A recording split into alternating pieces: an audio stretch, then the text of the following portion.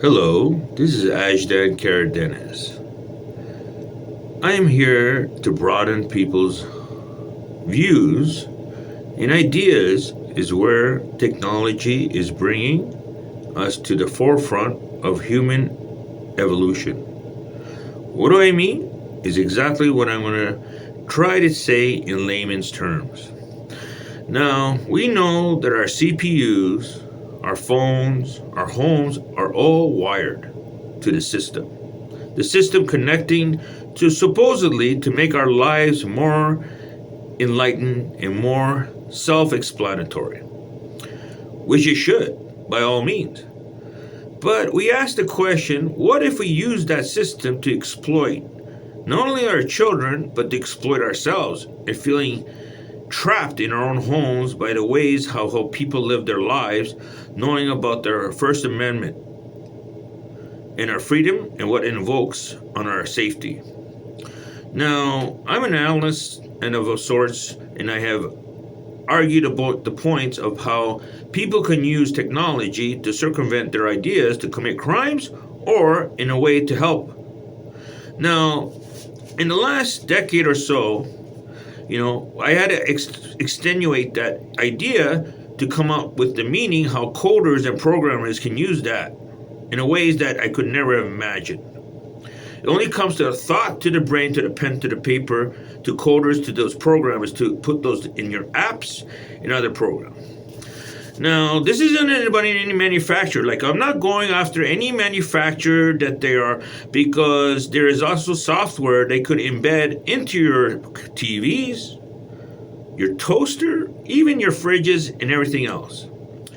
So, it leaves a heightened suspicion of awareness for people who live in a state of peril, inducing paranoia for no other reason because they don't feel comfortable in their own home. Now, when we have these smart TVs, they came out over a decade ago. They were called high definition TVs. And since then, the technology produced these TVs in mass amounts. Now, you would say, why wouldn't TV be able to do what they could do in order to conveniently accommodate the technology? That should be right. So one time, I had difficulties. I'm not going to mention the brand. It could be any of the Japanese or manufacturers of these televisions. But when we asked about the idea, when you say, like most people are tone deaf, some of them are also technology savvy, and some of them are inept. So at one point or another, I had this TV, and it was a tidy sum amount, and I called the helpline.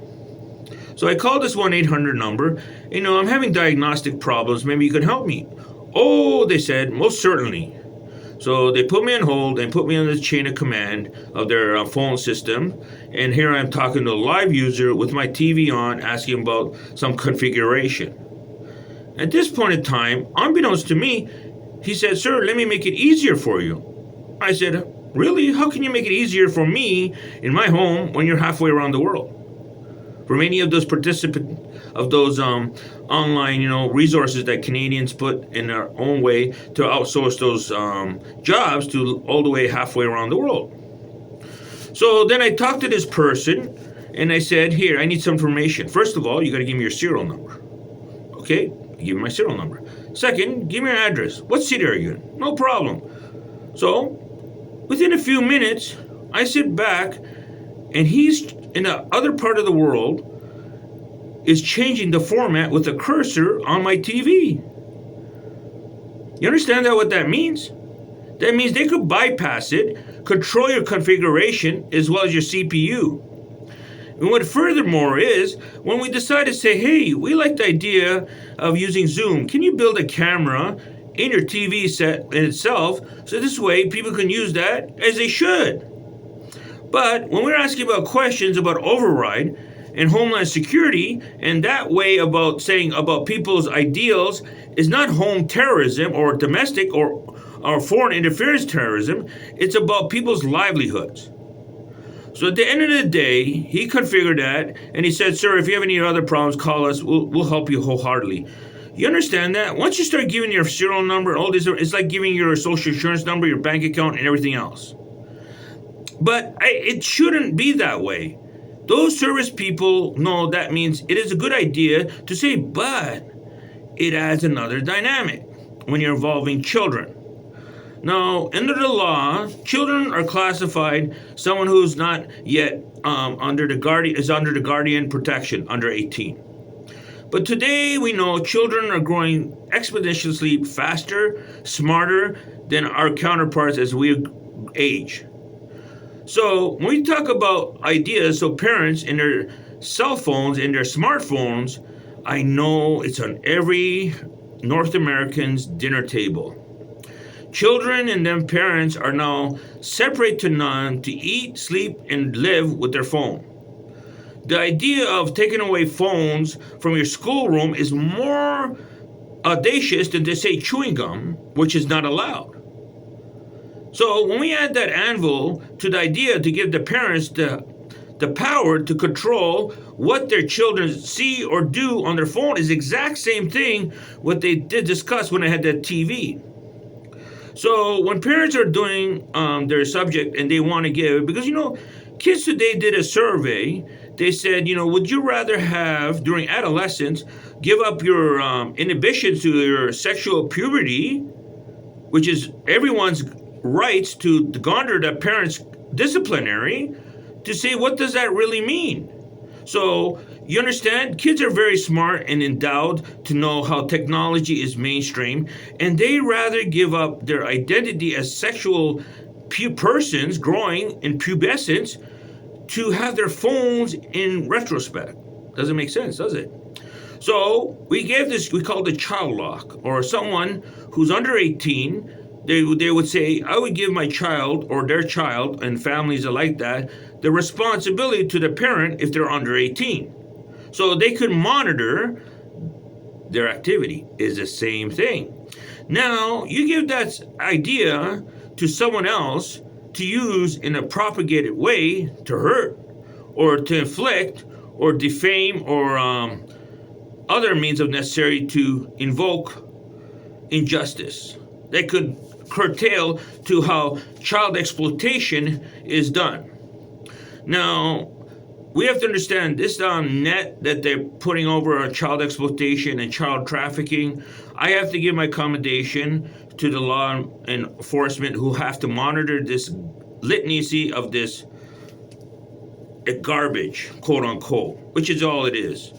Because when we ask about the laws, how it pertain to children under 18 who distribute it with amongst themselves, puts the RCMP and other law agencies in third world countries who use other means of formation to collect mannerism and exploit children as young as 6 years old. And this is what we have when we're asking the House, Senate, and the Judiciary Media Committees to discuss this with openly forum with these owners of these platforms. You see, this is why people are not invoked to such say when the government argues to the point that Americans and people like in North America and other countries want their freedoms and their pursuit of happiness not invoked by the government. But as soon as you exploit children, parents have to raise the alarm, like they should. But it's much more complicated than you think. So when we ask these questions, they do heartily ask what people are intending to do with that information. But it's so complex and dynamic that, people have to view this type of stuff, and they're talking about how they upload it to apps such as Pornhub or other porn facilities. We have to monitor those ideas. And by whole heart, North Americans are putting the alarm to it, and people are acting accordingly. But they shouldn't have to argue about a third world nation who uses that and their laws don't applicable to those laws to help children of those nations. So this is where the problem arises. When you're thinking about someone in desperitude and in desperate times, they would think it was nothing wrong, but when they come into Americans' lives and Americans' wills of their pursuit of happiness has put people in a state of conditioning. Now, technology is far fetched to know it's supposed to help human evolution, but to my extent, when we add other dynamics to add to the coding and programming of these apps, it opens up a Pandora's box that are so complex that it's always argumentative in the court of law, which doesn't serve justice. This is Ajdan Karadenis signing out.